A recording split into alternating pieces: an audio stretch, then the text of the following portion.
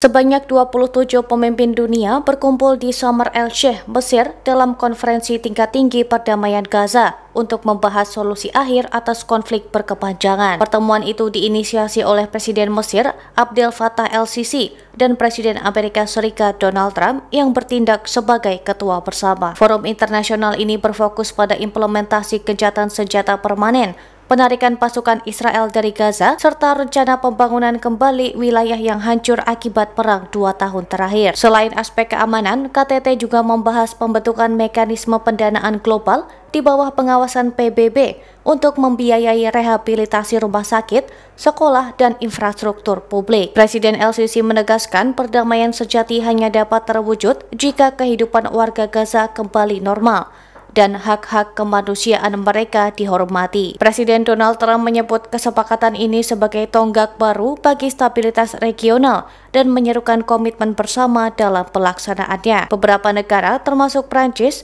Turki, dan Indonesia menyatakan siap berkontribusi dalam proses pemulihan Gaza melalui bantuan ekonomi dan kemanusiaan. Hamas melakukan operasi militer besar-besaran di Gaza untuk menindak geng bersenjata yang dituding berkolaborasi dengan Israel. Seorang pejabat Hamas menyebut pasukan keamanan kini sepenuhnya mengendalikan misili bersenjata di kota Gaza dan tengah melakukan operasi penyisiran menyeluruh. Langkah ini dilakukan beberapa hari setelah gencatan senjata dengan Israel diberlakukan. Bentrok pertama kali terjadi di kawasan Sabra, kota Gaza, antara Hamas dan kelompok bersenjata Dukmus yang dikenal memiliki jaringan misili sendiri. Kementerian Dalam Negeri Gaza melaporkan sekitar 200 personel Hamas dikerahkan untuk menumpas kelompok tersebut. Geng Dukmus dituding mengeksekusi pengungsi dan memberikan informasi kepada Israel. Hamas menyatakan operasi itu memiliki dua tujuan utama, yaitu menjaga keamanan internal dan memutus jaringan kolaborasi dengan Israel. Pertempuran yang berlangsung selama 2 hari telah menewaskan sedikitnya 27 orang, terdiri dari 8 anggota Hamas dan 19 anggota klan Dukmus. Pertempuran ini disebut sebagai bentrokan internal paling berdarah di Gaza sejak operasi besar Israel berakhir awal bulan lalu.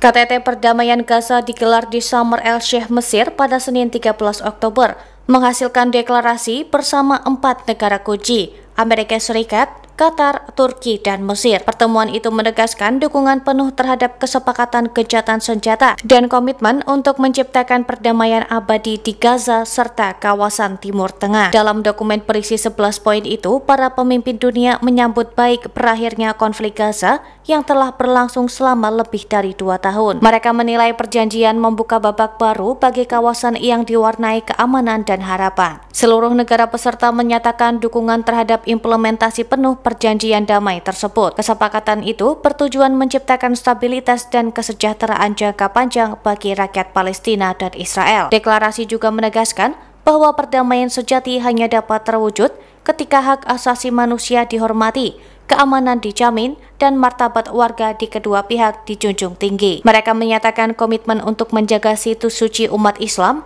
Kristen, dan Yahudi di wilayah tersebut sebagai warisan sejarah yang harus dilindungi bersama. Selain itu, negara-negara peserta sepakat melawan ekstremisme dan radikalisasi dalam segala bentuknya. Pendidikan, kesempatan ekonomi, dan rasa saling menghormati dinilai sebagai fondasi utama perdamaian abadi. Deklarasi juga membuat komitmen untuk menyelesaikan setiap sengketa masa depan melalui diplomasi, bukan kekerasan. Dalam bagian akhir, para pemimpin dunia berjanji untuk terus menjaga perdamaian dan memperkuat hubungan antar negara.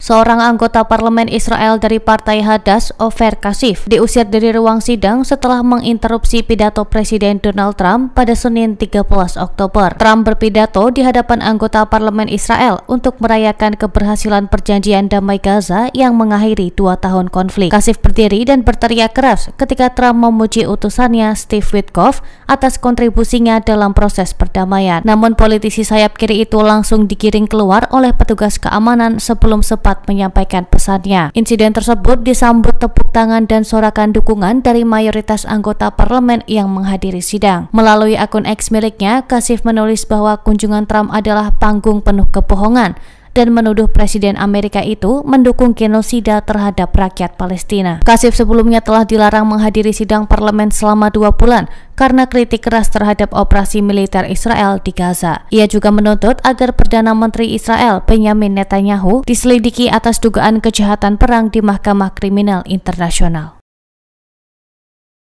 Pertandingan kualifikasi Piala Dunia antara Italia melawan Israel di Stadion Friuli Yudin Rabu 15 Oktober diperkirakan berlangsung dalam suasana tegang di tengah aksi besar solidaritas untuk Gaza. Pawai pro-Palestina akan digelar di pusat kota beberapa jam sebelum laga dimulai dan diperkirakan diikuti sekitar 10.000 orang. Jumlah itu lebih besar dari penonton pertandingan yang baru menjual sekitar 9.000 tiket dari kapasitas 25.000 kursi. Demonstrasi dipastikan dijauhkan dari stadion yang berada di pinggiran kota. Aparat keamanan akan memperketat penjagaan dengan blokade jalan dan patroli helikopter di sekitar lokasi. Laga ini tetap digelar meski situasi politik masih sensitif. 4 hari setelah gencatan senjata di Gaza berlaku dan sehari setelah pembebasan 20 sandera Israel serta ratusan tahanan Palestina. Pelatih Italia, Gennaro Gattuso, mengatakan pihaknya menghormati mereka yang memilih turun ke jalan untuk menyuarakan solidaritas terhadap Palestina.